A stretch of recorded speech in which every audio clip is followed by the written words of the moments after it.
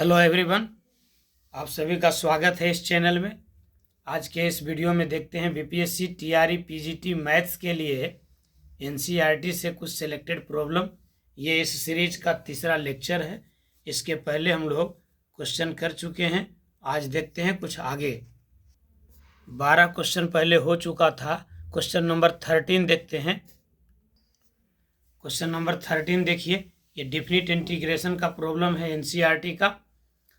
Integration of dx upon 1 plus x square, और इसका limit है 1 से √3।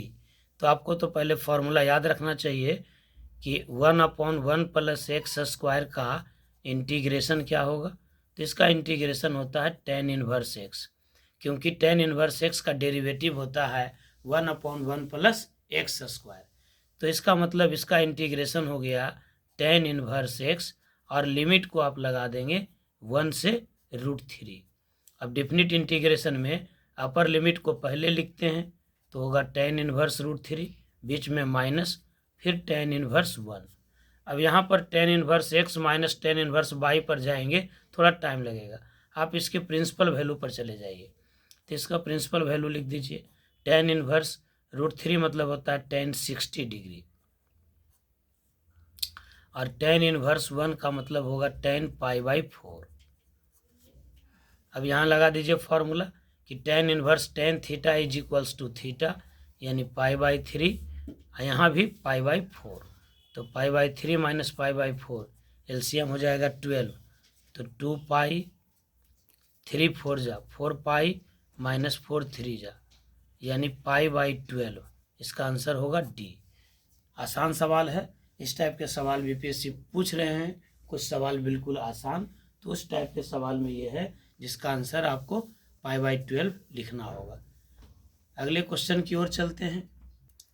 क्वेश्चन नंबर 14 देखिए, डिफिनिट इंटीग्रेशन का ये भी पूछे जाने योग्य सवाल। 0 से 2/3 dx upon 4 plus 9x square, उसी फॉर्मूला पर है। इसका ऑप्शन लिखना हम भूल गए, ऑप्शन लिख देते हैं। इनका ऑप्शन दिया हुआ है इस प्रकार से: π/6, π/12, π/24 एंड π/4। तो ये सवाल भी ऊपर के जैसा ही बनाएंगे, बस यहाँ ध्यान देंगे कि एक्स स्क्वायर का कोफिशिएंट 1 कर लेंगे। तो dx upon 4 plus 9x square है, 9 को कॉमन ले लेंगे, तो ये हो जाएगा 4 अपॉन 9 प्लस एक्स स्क्वायर। अब ये 1 अपॉन 9 को बाहर कर दीजिए। 0 से 2/3 dx अपॉन 4/9 को लिख सकते हैं आप 2/3 का whole square plus x square. अब यहाँ स्पेशल इंटीग्रल देखिए कि integration of dx upon a square plus x square रहता है, तो वैल्यू मिलता है 1 upon a tan inverse x upon a. dx upon a square plus x square रहे तो इसका इंटीग्रल होगा ये। तो आपको देखिए ये 1/9 बाहर तो पहले था, 1/a यानी 1 अपॉन ए का वैल्यू हो गया 2/3, और tan इनवर्स x अपॉन ए, x अपॉन ए का वैल्यू 2/3, और इसका लिमिट रख दीजिए। लिमिट है 0 से 2/3 तक। फर्दर एक्सपेंड कीजिए, 1/9 ये ऊपर चला जाएगा 3/2, और यहाँ हो जाएगा आपको tan इनवर्स, ये 3 ऊपर चला जाएगा तो 3x/2, और लिमिट हो जाएगा 0 से 2/3। अब ये 3 3 जा 9 कैंसिल हो गया, तो मिल जाएगा आपको 1/6। अब लिमिट को हटाइए, पहले x के जगह पर रखेंगे 2/3, तो 3 3 कट जाएगा, बचेगा 2, और 2 से नीचे कट जाएगा तो बच जाएगा tan इनवर्स 1। ऐसे भी देखिए ये 3 है, x के जगह पर 2/3 रखेंगे, 3 3 कटेगा, फिर 2 बचेगा, 2 से 2 कटेगा, 1 बचेगा। अब की बार x के जगह पर 0 रखेंगे तो tan इनवर्स 0। अब हो जाएगा 1/6, tan इनवर्स 1 के जगह पर आप लिखेंगे tan π/4, तो tan inverse tan theta is equals to theta, यानी π/4, और ये 6 मिल जाएगा, तो π/24 आपका आंसर होगा, जो ऑप्शन है सी। समझ में आ गया। डिफिनिट इंटीग्रेशन से एक सवाल रहना चाहिए, ये सभी सवाल एनसीईआरटी के बुक से है। इस सब पर विशेष फोकस करना है, एग्जाम से पहले एक बार जरूर देख के जाना है। चलिए अगले क्वेश्चन की ओर चलते हैं। क्वेश्चन नंबर 15 देखिए, यह है इंटीग्रेशन ऑफ 1/3 से 1 x माइनस एक्स क्यूब का पावर 1/3 डिवाइडेड बाई x का पावर 4 dx, और इसका वैल्यू क्या होगा। ये सबसे इम्पोर्टेंट सवाल है, ये बहुत ज़्यादा इम्पोर्टेंट है। देखिएगा, हो सकता है पूछ दे, इसको विशेष फोकस कीजिएगा। 2-3 बार जब तक इसको नहीं बनाइएगा, इस पर कमांड नहीं होगा। ये एनसीईआरटी का बेहद खूबसूरत सवाल है। देखिए कैसे बनाते हैं इसको, इसमें थोड़ा टाइम लगेगा, ज़रा देखिएगा मन से, स्टेप बाय स्टेप। इंटीग्रेशन है 1/3 से 1 x माइनस एक्स के पावर 3/1/3 डिवाइडेड बाई x का पावर 4 dx। अब डायरेक्ट यहाँ पर सब्स्टिट्यूशन नहीं कर सकते हैं। डायरेक्ट आपको यहाँ पर कोई इंटीग्रल दिख नहीं रहा है, किसी का डेरिवेटिव भी दिख नहीं रहा है। तो ऐसे स्थिति में आप क्या कीजिए कि x के पावर को जो डिनोमिनेटर में है उसको कम करने का प्रयास कीजिए।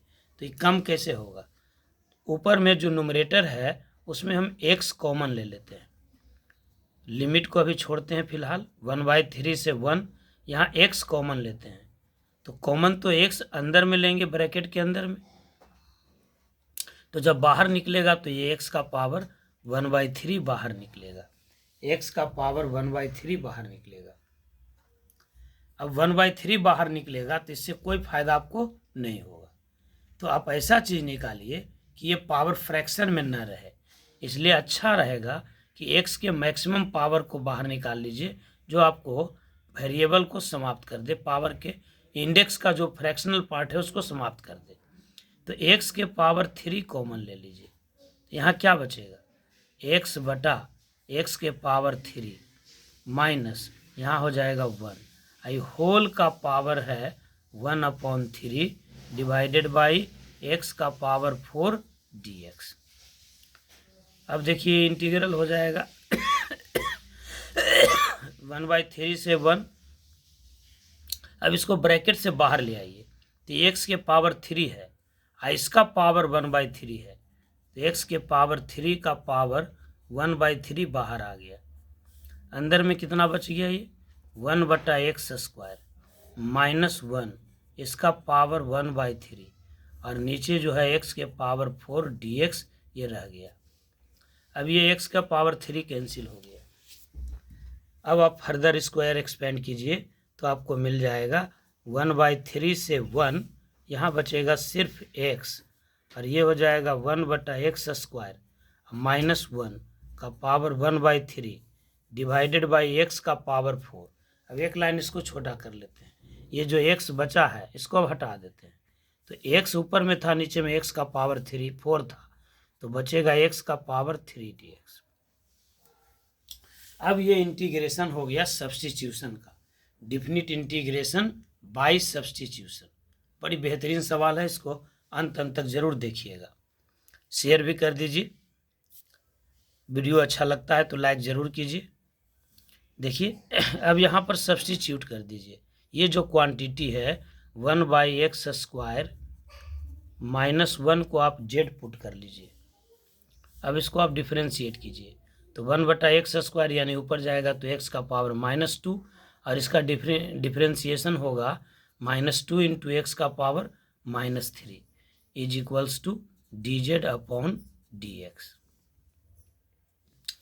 इतना वैल्यू को आप छाट लीजिए, ये देखिए जिसको घेरा लगा रहे हैं dx/x3, इधर ले आइए dx,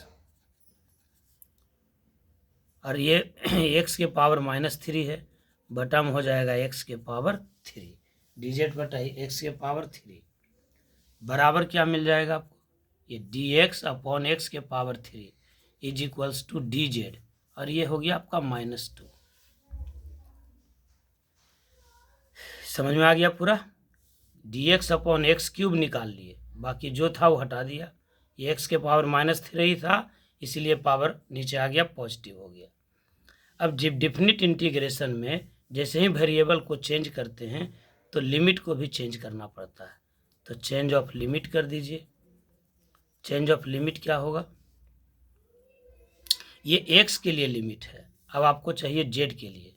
तो जब एक्स का वैल्यू है 1/3 तो जेड का वैल्यू क्या होना चाहिए? जेड हो जाएगा आपको यहाँ से 1/1/3 का स्क्वायर यानी 1/9, तो 1/1/9 -1 यानी 8। जेड का वैल्यू हो जाएगा आपको 8। और जब x का वैल्यू हम रखेंगे upper limit 1 when x is equals to 1 तो z इज इक्वल्स टू क्या हो जाएगा 1/1 -1 यानी 0। तो अब आपका इंटीग्रल क्या हो जाएगा?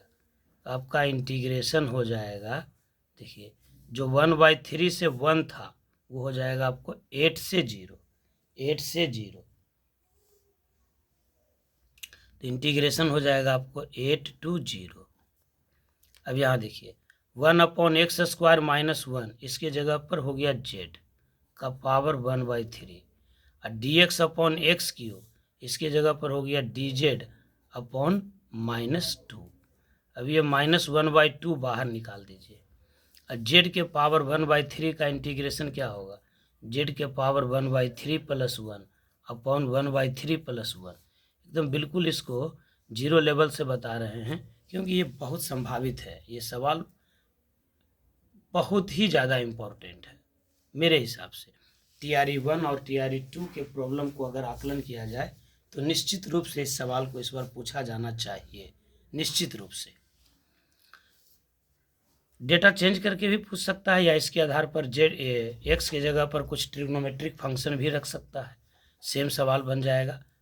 +2 के मैथ को आप देखेंगे तो इसमें आप महसूस करेंगे कि इसको पैरामीट्रिक फॉर्म में बदल करके सवाल के रूप को बदल सकता है। फिलहाल इसके सॉल्यूशन को हम कंप्लीट करते हैं। तो ये मिल जाएगा आपको -1/2, ये हो जाएगा z का पावर 4/3 डिवाइडेड बाई 4/3 और ये हो जाएगा 8 से 0। ये 4/3 ऊपर जाएगा तो हो जाएगा 3/4 यानी -1/2 इंटू 3/4 और ये बच जाएगा z का पावर 4/3 और 8 से लेके 0 तक। तो ये हो जाएगा आपको -3/8। अब यहाँ देखिए z के जगह पर पहले रखेंगे 0 तो 0 का पावर कुछ भी यानी 0 माइनस z के जगह पर रखेंगे 8 का पावर 4/3 यानी ये हो जाएगा -3/8 इंटू माइनस इस 8 को लिख दीजिए 2 का पावर 3 का पावर 4/3। अब ये माइनस माइनस हो जाएगा प्लस, तो हो जाएगा 3/8 इंटू 2 का पावर 4 यानी 16, 3 2 जा 6 मिल जाएगा और यही इस सवाल का जवाब है। आंसर आपका 6 है ये ए। ये ऑब्जेक्टिव के लिए बेहतरीन सवाल है, इसको मैं फिर कह दे रहा हूँ, एक बार ज़रूर आप देख करके जाएंगे। चलिए एक क्वेश्चन और देखते। ये भी एक बेहतरीन सवाल है, इसलिए कहा जाता है कि बार बार आप NCERT जरूर पढ़िए। इसमें एक से एक सवाल है, भले सवाल की संख्या कम है लेकिन क्वेश्चन एक से एक है। कंसेप्ट पूरा क्लियर हो जाएगा, सवाल बनाने का पूरा प्रारूप मिल जाएगा और सबसे बड़ी बात कंप्लीट करने में ये आपको सहायक होगा, बहुत ज़्यादा मददगार होगा। अनुभव है हम लोगों का वर्षों का और यही बात हमने TRE 2 में भी कहा था।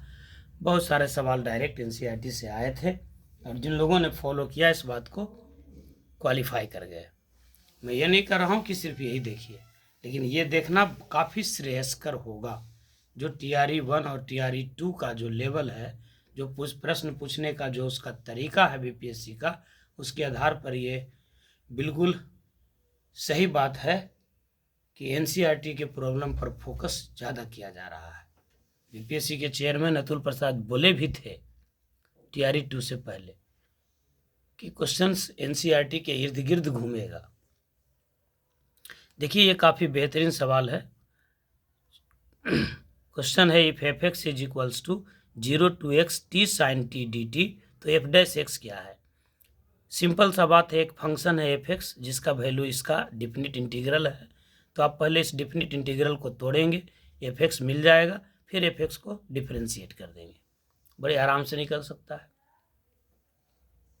या आप ऐसे भी कह सकते हैं कि t sin t dt का इंटीग्रल क्या हो सकता है भाई? एफ डैश एक्स के मामले में, तो ये आप इसको इंटीग्रेट कर ही लीजिए। ये हो जाएगा आपका इंटीग्रेशन बाय पार्ट्स पर, u इंटू वी पर, integration of product of function. तो integration of product of function का फॉर्मूला क्या होता है? u इंटू वी का इंटीग्रेशन होता है u इंटू वी का इंटीग्रेशन माइनस u का डिफरेंशिएशन इंटू वी का इंटीग्रेशन का इंटीग्रेशन। और u और v मानने के लिए आप जानते हैं आई लेट, पहले इन्वर्स, फिर लॉग, तब अलजेब्राइक, फिर ट्रिग्नोमेट्रिक और लास्ट में एक्सपोनेंशियल। तो देखिए ये अलजेब्राइक है और ये ट्रिग्नोमेट्रिक है, तो अलजेब्राइक पहले होगा, ट्रिग्नोमेट्रिक बाद में होगा। यानी एफ ऑफ एक्स बराबर होगा u इंटू वी का इंटीग्रेशन साइन टी का होगा minus cos T minus you का डिफरेंशिएशन यानी 1 साइन टी का इंटीग्रेशन माइनस कॉस टी और फिर इनका इंटीग्रेशन, लिमिट लास्ट में लगा देंगे एक ही बार। ये हो जाएगा आपका माइनस टी कॉस टी और ये माइनस माइनस प्लस और कॉस टी का इंटीग्रेशन हो जाएगा साइन टी। अब इसका लिमिट हो जाएगा कहाँ से कहाँ तक? तो दिया हुआ है 0 से लेके x तक, यानी एफ ऑफ एक्स आपको मिल गया, पहले एक्स टी की जगह पर रख देंगे x, तो ये हो जाएगा माइनस एक्स कॉस एक्स अब प्लस साइन एक्स। अब इसके बाद लिखेंगे माइनस एक्स की जगह पर 0, टी की जगह पर 0, तो ये पूरा 0 और साइन 0 0, तो इस टर्म के बाद कोई टर्म लिखने की ज़रूरत नहीं है, ये सब 0 में कन्वर्ट हो जाएगा। तो यही आपका एफ ऑफ एक्स मिल गया। अब आप इसको एफ डैश एक्स निकाल दीजिए, यानी इनको डिफ्रेंशिएट कर दीजिए, तो ये माइनस हो गया। u इंटू वी का डेरिवेटिव क्या होगा? तो पहला गुने दूसरे का डिफ्रेंशिएशन प्लस दूसरा इंटू पहले का डिफ्रेंशिएशन और फिर साइन एक्स का डिफ्रेंशिएशन माइनस कॉस एक्स, और इसको फर्दर एक्सपेंड कर दीजिए, तो minus minus plus x sine x minus cos x, ये हो जाएगा माइनस कॉस एक्स और फिर ये माइनस कॉस एक्स, नहीं साइन एक्स का डिफरेंशिएशन होगा कॉस एक्स का डिफरेंशिएशन माइनस साइन एक्स, तो ये मिल जाएगा आपको x sine x minus cos x और ये हो गया आपका प्लस कॉस एक्स। तो कॉस एक्स कैंसिल हो गया, यानी मिल जाएगा आपको एक्स साइन एक्स देखिए कहाँ पर है, x sine x option B. तो ये सभी सवाल आपको एनसीईआरटी से है। उम्मीद करते हैं कि आपको काफ़ी मदद मिलेगी। वीडियो को अंत तक देखने के लिए बहुत बहुत धन्यवाद। कृपया वीडियो को लाइक कीजिए, चैनल को सब्सक्राइब कीजिए और अपने दोस्तों में से ज़्यादा शेयर कीजिए। फिर मिलते हैं अगले वीडियो में एनसीईआरटी के सिलेक्टेड प्रॉब्लम्स को लेकर करके।